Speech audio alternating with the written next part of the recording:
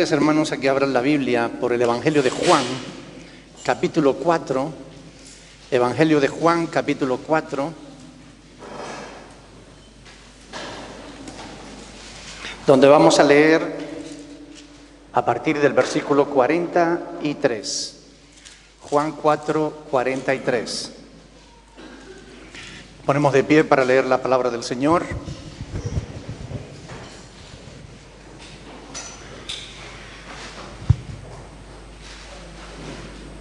¿Hay alguien nuevo que nos visite en esta mañana por primera vez? Bueno, allí, bienvenida, gloria a Dios. Bienvenida tú también, gloria a Dios. Ojalá que se sientan a gusto aquí entre nosotros.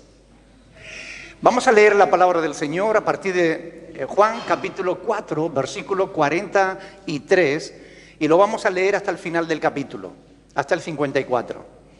Dice la palabra del Señor ahí que 2 días después salió de allí y fue a Galilea, porque Jesús mismo dio testimonio de que el profeta no tiene honra en su propia tierra. Cuando vino a Galilea, los galileos le recibieron, habiendo visto todas las cosas que había hecho en Jerusalén en la fiesta, porque también ellos habían ido a la fiesta. Vino pues Jesús otra vez a Caná de Galilea, donde había convertido el agua en vino. Y había en Capernaum un oficial del rey, cuyo hijo estaba enfermo. Cuando oyó que Jesús había llegado de Judea a Galilea, vino a él y le rogó que descendiese y sanase a su hijo, que estaba a punto de morir.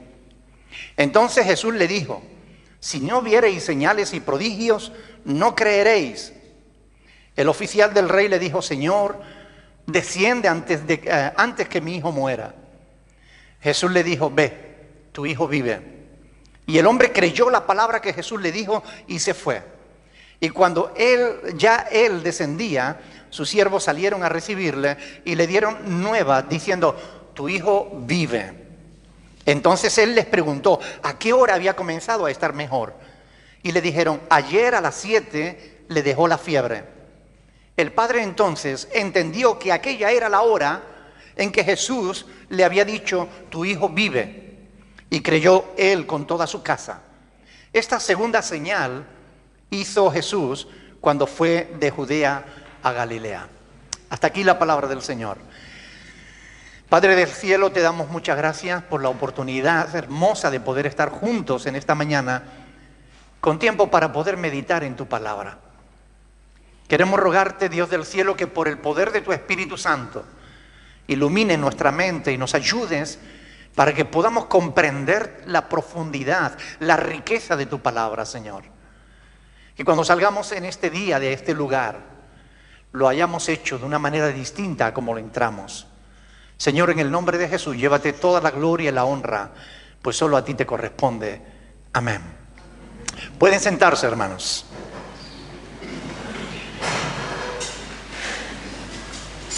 Cuando la fama de Jesús comenzó a extenderse por toda Jerusalén, él se marchó de nuevo a su tierra, a Galilea.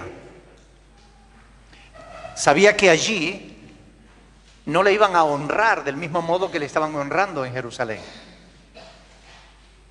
El dicho popular de que no hay profeta sin honra, sino en su propia tierra, ¿verdad? O como aquí dice el Señor, que el profeta no tiene honra en su propia tierra. Por eso se fue a su tierra, para acallar un poco su fama, porque aún no había llegado su momento. Y si su fama seguía ¿cómo se dice? Propagándose, no me salía ahora la palabreja, propagándose, si su fama se seguía propagando por todo el lugar, era muy posible que el enfrentamiento de los fariseos y de los sacerdotes, de los escribas de su tiempo, fuera a precipitar todas las cosas, y aún no había llegado su hora. Por eso él huyó un poco de su fama, yéndose a su tierra, a Galilea, donde él había vivido toda su vida prácticamente. Aunque él nació en Belén, pero se crió en Nazaret y vivió en Galilea. Por tanto, Jesús nos muestra que no es de los que buscan los aplausos, ¿verdad? Que no es de los que buscan la fama, no es de los que buscan el éxito, ¿verdad? Pero los galileos le recibieron, él lo que buscaba realmente era hacer la voluntad del Padre. Y los galileos le recibieron porque le conocían, habían visto también, ellos también habían viajado a Jerusalén en la fiesta, porque la fiesta de la Pascua es nacional en Israel y todos los judíos de todos los lugares van a la capital a celebrarla. Así que los milagros que él había hecho en Jerusalén eran conocidos ya en su tierra. Así que al principio los galileos le recibieron. Eso no significa que le honraron, significa que le recibieron porque querían ver más señales, más prodigios, más milagros. Y realmente, si nosotros leemos un poquito más adelante en el capítulo 6, 41 y en el 6, 66, nos daremos cuenta de que muy pronto en su tierra Jesús perdió su fama. Muy pronto en su tierra la gente empezó a separarse de él, hasta llegar a quedarse prácticamente solo, hasta tener que decirle a sus propios discípulos: ¿acaso queréis iros también vosotros? Es decir, rápidamente la fama es algo efímero. De momento la tiene y de momento la pierde, ¿verdad? Si nosotros leemos el capítulo 4, los primeros versículos del capítulo 4, y leemos nos damos cuenta de que en realidad el periodo, o sea, el hecho, el evento, el encuentro de Jesús con la samaritana fue un paréntesis en su viaje de Jerusalén a Galilea, porque tenía que pasar por Samaria, porque le era necesario, dice la Escritura. Y es un paréntesis nada más, pero él llega a Galilea, es recibido, y cuando está en Caná, donde había hecho aquel milagro de la transformación del agua en vino, alguien de Capernaum, otra ciudad de Galilea, un oficial del rey, oye que él está allí y viene. Y aquí es donde comienza, de alguna manera, el gran ministerio de Cristo en Galilea. De esta historia vamos a aprender algunas cosas que pueden sernos útiles en la vida. Son lecciones de la vida misma, que la historia de Jesús, el Evangelio, nos enseña. Y yo quiero empezar por fijar vuestra mente en el versículo 46. Dice: vino pues Jesús otra vez a Caná de Galilea, donde había convertido el agua en vino, y había en Capernaum un oficial del rey, cuyo hijo estaba enfermo. Un oficial del rey. Era una persona de buena posición, posiblemente una persona bien acomodada, una persona de influencia. ¿Y qué es lo que nos enseña esto? Lo primero que nos enseña este pasaje de las Escrituras es que a los ricos también les ocurren las mismas cosas que a los pobres. Muchos envidian la vida de los ricos y de los famosos. Ayer veíamos con mi esposa un programa que echan en la televisión donde hacen peceras. O sea, unas peceras preciosas, ¿no? Y en ese programa que estábamos viendo ayer, Shaquille O'Neal, no sé si lo pronuncio bien, un jugador de baloncesto, enorme el muchachote, bueno, pues les encarga una pecera. Y a lo largo del programa, él va mostrando su casa, él le muestra sus 45 coches de lujo. Le pregunta: bueno, ¿desde cuándo no coges ese? Dice: desde hace 2 años. Un deportivo, un Ferrari. ¿Desde cuándo no coges ese otro? Dice: desde el 80 y no sé cuánto. O sea, tenía 45 coches de lujo y no los usaba.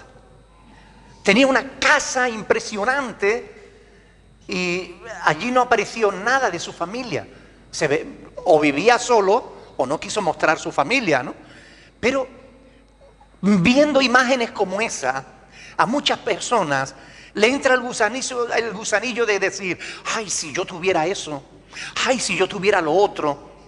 Mire, si este pasaje de las Escrituras nos muestra algo, es que a los ricos también les pasan las mismas cosas que a los pobres. La enfermedad no hace diferencia. No llama a la puerta y le pregunta, oye, no, este es un barrio rico, aquí no puedo entrar. La enfermedad no hace eso. La muerte tampoco. Son cosas que lo mismo le pasa a los pobres que a los ricos. A los que tienen mucho conocimiento como a los que no tienen ninguno. A los que viven en un lugar como a los que viven en otro. La muerte, la enfermedad, hay cosas en esta vida que nos acontecen a todos por igual. Y en esos momentos en los que acontecen ese tipo de cosas, tu riqueza, tu fama, tu posición social, tu influencia, aquello en lo que tú pusiste el corazón no te sirve de nada.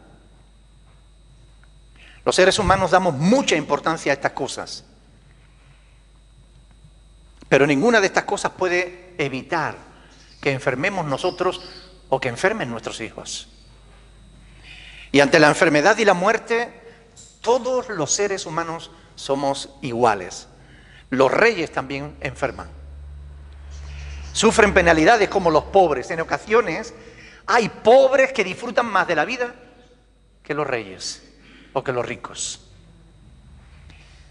Por eso está escrito, tributad al Señor, oh hijos de los poderosos, dad al Señor la gloria y el poder, dad al Señor la gloria debida a su nombre, adorar a Dios en la hermosura de su santidad. También los hijos de los poderosos deben adorar al Señor, porque la fama, la posición, el dinero, no nos librará del justo juicio de Dios.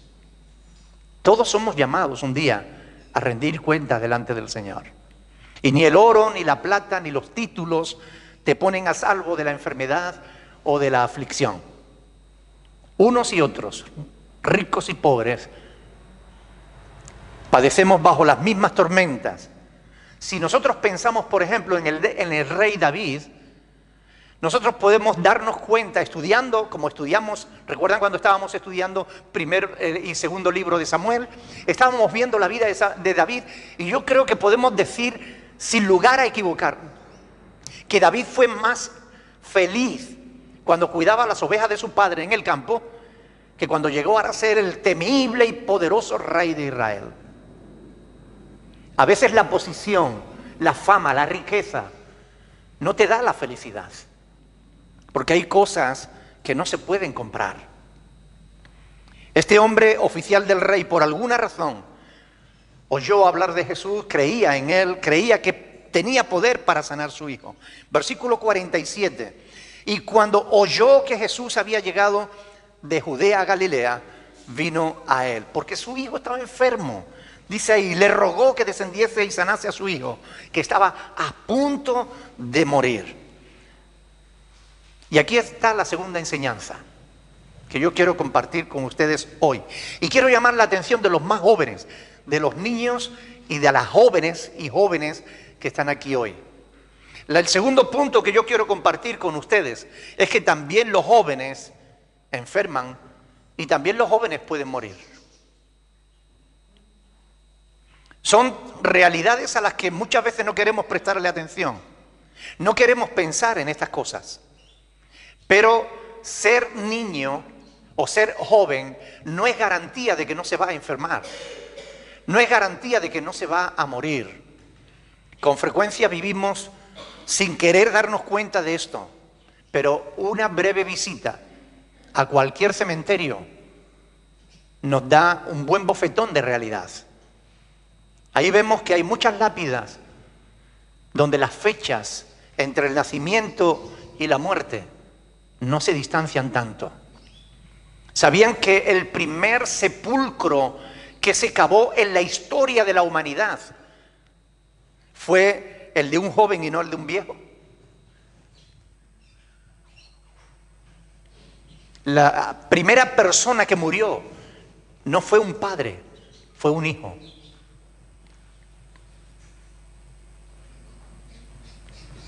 ¿Sabían que Aarón, el hermano de Moisés, perdió a 2 hijos de un solo golpe?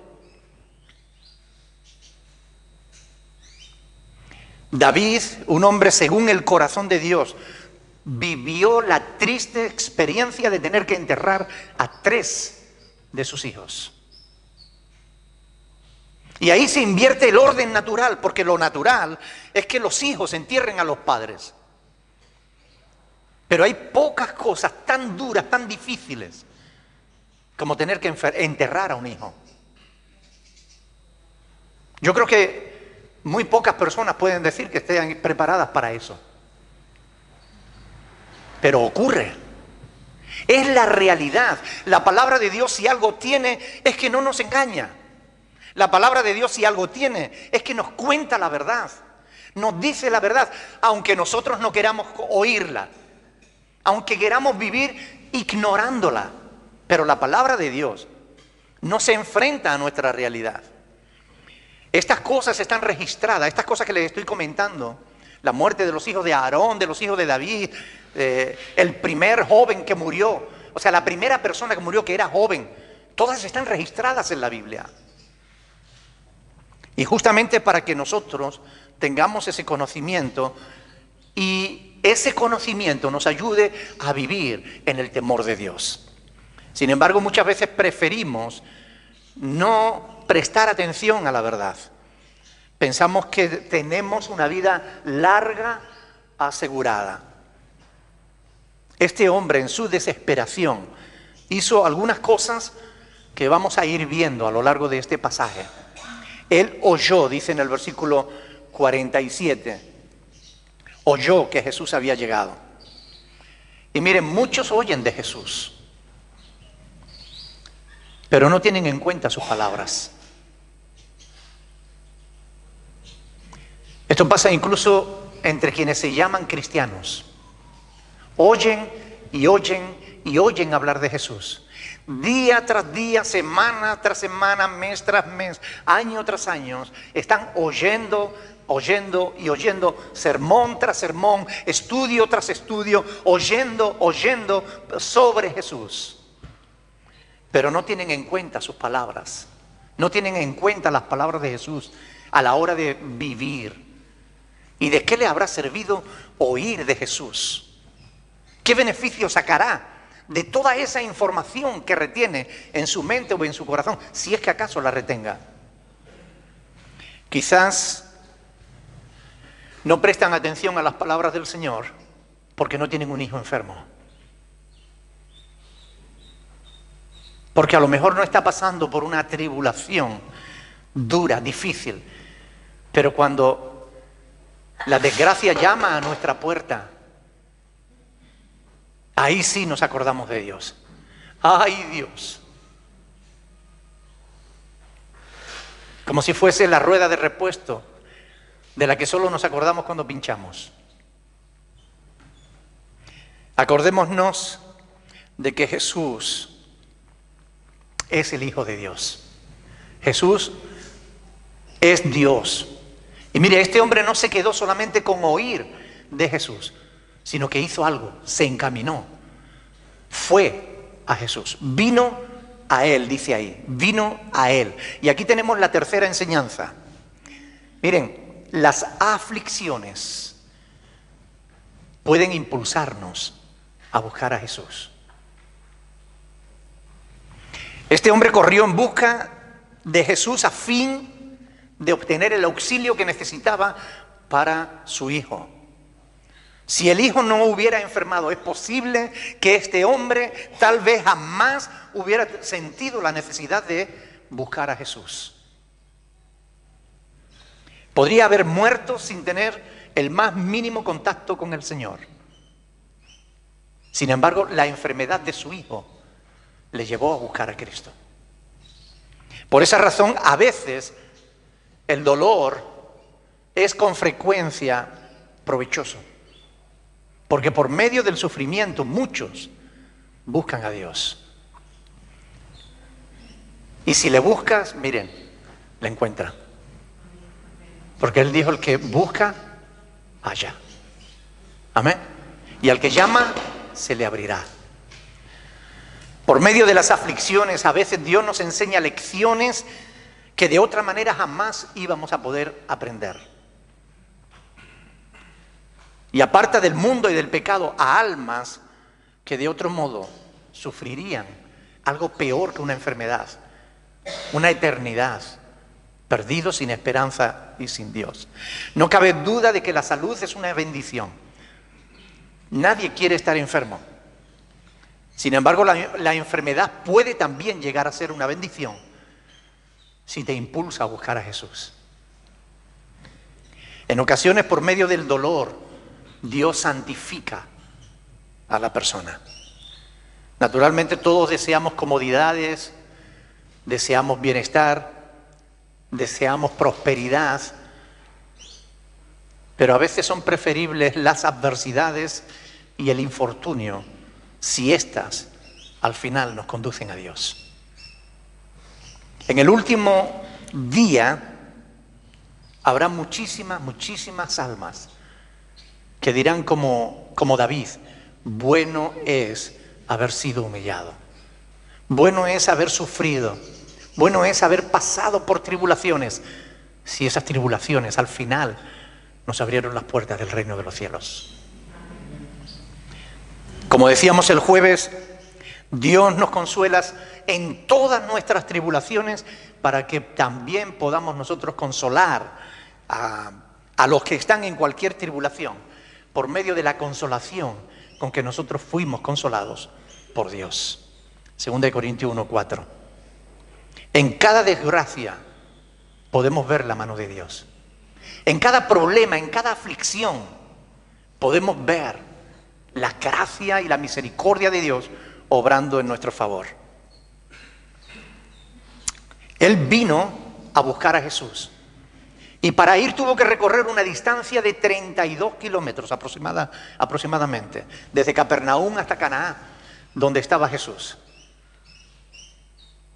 ¿Ustedes se imaginan cómo recorrería ese hombre ese trayecto? Sabiendo que su hijo estaba a punto de morir. Tengo que llegar. Si te pones en la piel de ese pobre hombre, habiendo dejado a su hijo enfermo en su casa, para ir desesperado a buscar al único que podía en un momento determinado sanarle. 32 kilómetros yo creo que se le debieron hacer eternos.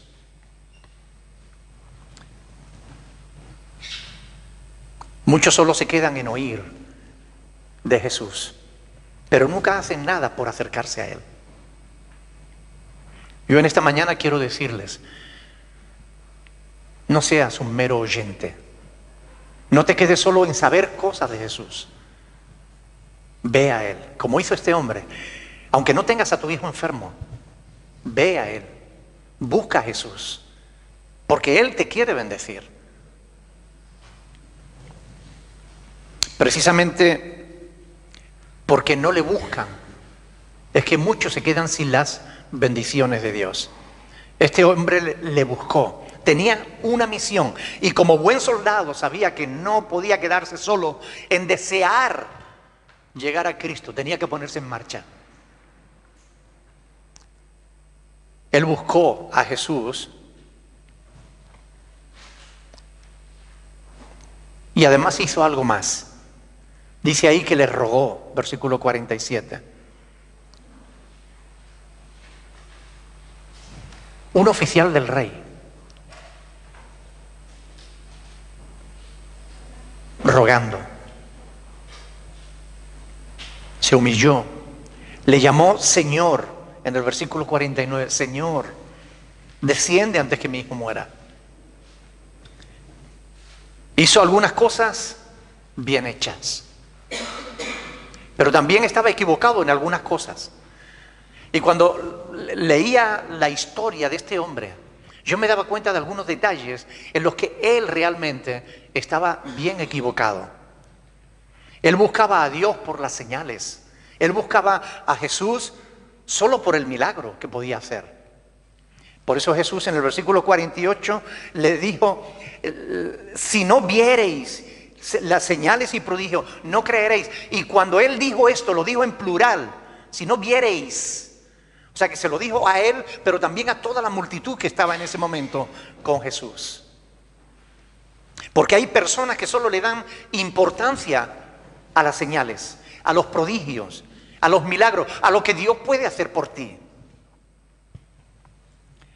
Jesús no consideraba los milagros como un fin en sí mismo, como muchas personas hoy, ¿no? Hay mucha gente que hoy busca las señales de Dios, pero no buscan al Dios de las señales. Jesús le iba a enseñar a él que siendo oficial del rey, también él, no solo su hijo, él también necesitaba a Jesús. Cuando testificamos a familiares de personas que venían al centro de rehabilitación allí en la península, era curioso porque cuando le hablabas al papá o a la mamá o a un hermano de alguno de los chicos que estaban rehabilitándose, era curioso que algunos te decían, no, pero yo estoy bien, yo no tengo problemas con la droga. Como si solamente los drogadictos tuvieran necesidad de Jesús. No, yo no necesito, yo estoy bien. A veces pensamos que Jesús solamente está ahí para cuando tengas problemas. No, yo no tengo que ir a la iglesia, yo no tengo problemas. Es un error, porque todos necesitamos de Jesús. Tengamos o no tengamos problemas, todos necesitamos de Jesús. Porque aunque no tengamos problemas, cuando lleguemos ante su presencia, ahí sí que tendremos un grave problema, si no le tenemos ya en nuestro corazón. Otro error que cometió este oficial del rey es que pensó que Jesús tenía que ir a su casa a sanar a su hijo. Por eso le apremiaba antes de que muriera, ¿no? Pensaba que si moría, Cristo ya no podría hacer nada. Son errores que se cometen cuando no se tienen un buen conocimiento de Jesús. Y déjenme decirle algo. No basta con creer en Jesús, hay que conocerle. Y para conocerle hay que hacer lo que Jesús dice, escudriñar las Escrituras. Porque ellas dan testimonio de Él. Para que nuestra idea de quién es Dios y lo que puede hacer o no puede hacer sea la correcta. Para que no estemos equivocados en lo que creemos. Necesitamos conocer. La fe de este hombre tenía ciertas lagunas. Pero nosotros debemos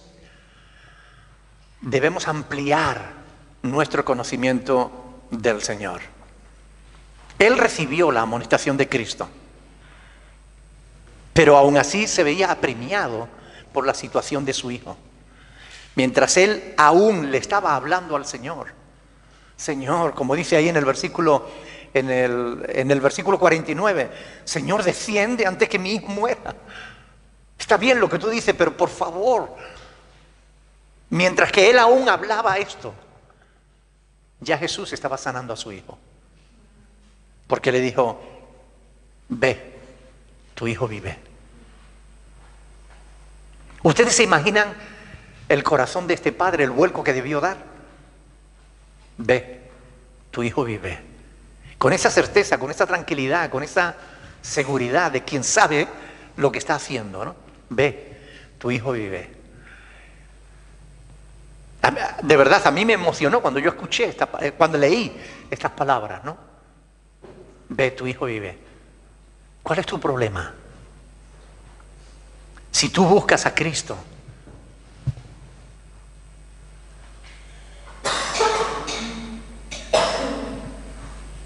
tu problema quedará en nada.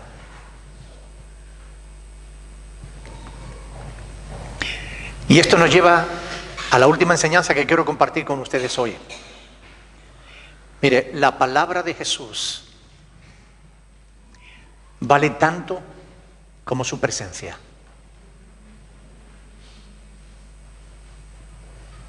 Jesús no tiene que estar aquí físicamente para hacer milagros. Él da una palabra y esa palabra se cumple. La palabra de Jesús está tan poderosa como su propia persona, porque es palabra de Dios. Él habló y el muchacho sanó. Esa es la enorme diferencia que yo veo entre Jesús Y entre otros que dan palabra y no pasa nada. Esa es la enorme diferencia. Muchos dicen, tú vas a ser sanado, no sé qué y no sé cuántas cosas más. Pero no ocurre nada. Pero Jesús dijo, ve que tu hijo vive, y el hijo vivió. Y esa confirmación demuestra que Jesús, la palabra de Jesús es poderosa. Jesús no estaba en Capernaum donde estaba el muchacho. Aquel joven que estaba moribundo no necesitó la visita de Jesús. Una palabra dicha a distancia fue suficiente para que la fiebre le dejara y para que se recuperase. La palabra de Jesús es poderosa. Podemos confiar plenamente en ella. Aunque parezca locura a la gente de a nuestro alrededor, podemos creer firmemente que si Dios lo dice, eso sucederá. Y obró el milagro. Obró el milagro no solamente en Capernaum, en aquel muchacho enfermo. Obró el milagro también en el corazón de este hombre, porque este hombre creyó. Fíjese, dice ahí, versículo 50, Jesús le dijo, ve, tu hijo vive. Y el hombre creyó la palabra que Jesús le dijo y se fue. No siguió allí rogándole, ay, por favor, ven a mi casa. Por favor, que mi hijo se me muere. No. Jesús le dijo, ve, tu hijo vive. Y él se marchó de allí agradecido, sabiendo que aquella palabra había sanado a su hijo. Ya no necesitaba ver señales. Ahora creía en la palabra de Jesús. Y es que la fe viene por el oír la palabra de Dios, ¿verdad? Hay algunos que enseñan erróneamente que la fe es un regalo de Dios. Y se basan en Efesios capítulo 2, versículo 8. Donde ahí dice que por gracia soy salvo por medio de la fe. Y esto es un don de Dios. Esto no es de vosotros, es un don de Dios. Pero ahí el don de Dios no es la fe, es la salvación. La fe viene por el oír la palabra de Dios. Romanos 10, 17. Pero si alteramos el orden, acabamos malinterpretando la Escritura. Y es muy importante estas cosas. Mire, usted debe creer la palabra de Dios. Usted no tiene que esperar el regalo de la fe. La fe va a venir a usted cuando usted escucha la palabra de Dios y la cree. Cuando usted abre su corazón a la palabra de Dios y confía, ahí comienza la fe. La fe es creer plenamente, confiadamente. Es como el niño que se arroja a los brazos del padre. No le importa la distancia que haya hasta el suelo. Se arroja, sabe que su padre no lo va a dejar caer. Esa es la confianza que nosotros debemos depositar en las palabras de Jesús. Toda la Escritura muestra que la fe es el requisito imprescindible que Dios exige al ser humano. No es algo que Dios da arbitrariamente a unos sí y a otros se lo niega. No, Señor. Dios quiere que todos crean. Y la palabra de Dios está llena de pasajes donde se nos invita a creer en Dios.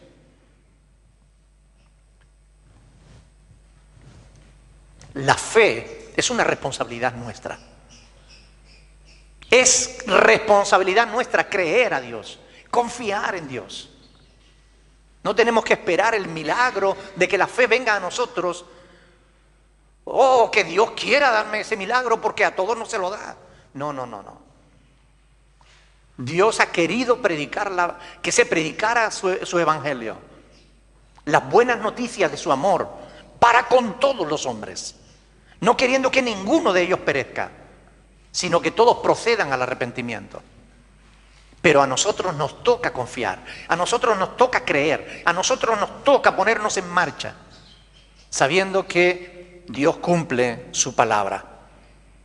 ¿Se imaginan el gozo de aquel hombre? Al volver, yo creo que el camino de vuelta no fue como el de ida. La fe transforma la vida. La fe de verdad. Cuando tú crees de verdad. Cuando confías de verdad. No cuando dices tengo fe, pero haces tu propia voluntad y no la de Dios. No, cuando crees de verdad. Cuando esperas en Dios. Cuando confías en Dios y no en tus propias fuerzas. No en lo que tú puedes hacer. No en lo que tú puedes lograr. Sino en lo que Dios te promete. Allí. Esa es la fe que transforma la vida. Esa es la fe que actúa de tal manera que nos cambia por completo. No es suficiente decir que creemos. Debemos actuar en consecuencia. Este hombre fue bendecido. Antes incluso de llegar a su casa, sus propios criados salieron a recibirle y a decirle, tu hijo vive. Las mismas palabras que Jesús le dijo. Ve, tu hijo vive. Increíble. La pregunta lógica. ¿Y cuándo fue que empezó a mejorar? Ayer a las 7 de la tarde. Y él se acordó, ayer a las 7 es cuando yo estaba con Jesús.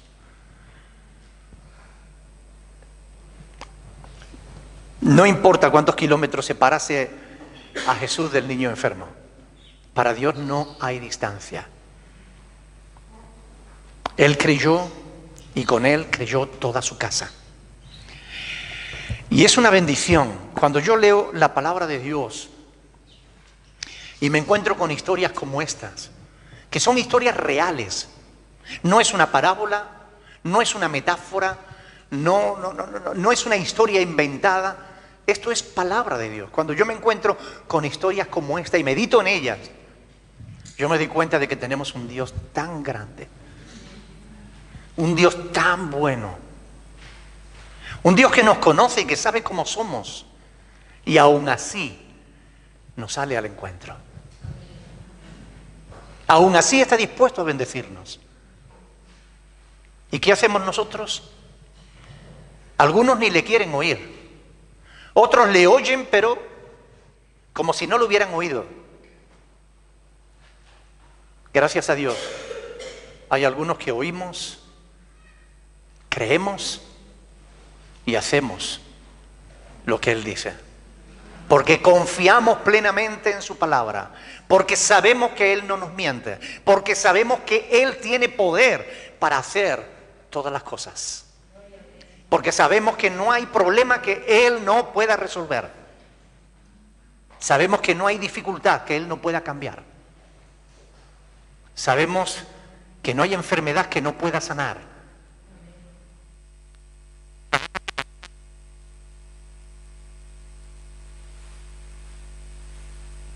Sabemos que Él resucitó aún a los muertos. Y Él mismo prometió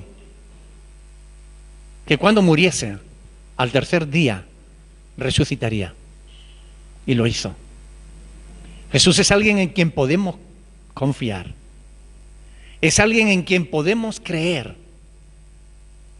Jesús es alguien que merece ser respetado. Y nosotros que estamos aquí, la mayoría de los que estamos aquí, somos creyentes. Tenemos fe en Dios. Pasa, Pastor Andrés, por favor. La mayoría tenemos fe en Dios. Solo que algunas veces pareciera que la fe la tuviésemos en un saco y ese saco a lo mejor estuviera roto. A veces parece que la tenemos en el bolsillo y el bolsillo está descosido. Necesitamos más fe. Necesitamos orar al Señor para que Él aumente nuestra fe, para que Él nos ayude a creerle por encima de todas las cosas, de todas las circunstancias. Por eso a mí me gustaría que en esta mañana nos pusiéramos de pie y orásemos al Señor para que Él nos ayude a confiar plenamente en la palabra de Jesús. Vamos a pedirle al Señor que Él nos ayude a creer como este padre le creyó. Que nos ayude a ponernos en marcha como Él se puso en marcha. Que nos ayude para que de verdad Dios sea glorificado en nuestras vidas. Porque somos el pueblo de Dios. Porque sabemos que sin fe es imposible agradar a Dios. Necesitamos creer. Padre Celestial,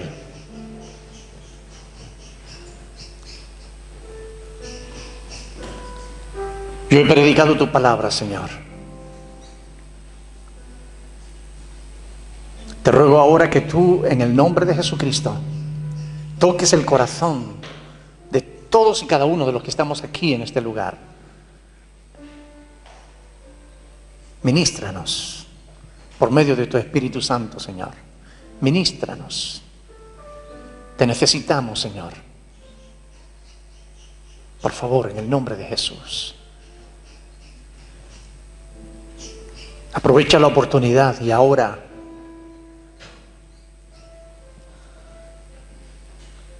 habla con el Señor. Él está aquí, Él te va a escuchar. No hace falta que eleves la voz si no quieres.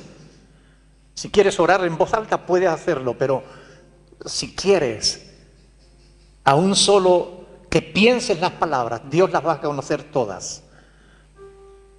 Habla con Él. Ábrele tu corazón. Deja que Él siembre la semilla de la fe en ti. Confía en el Señor. Créele.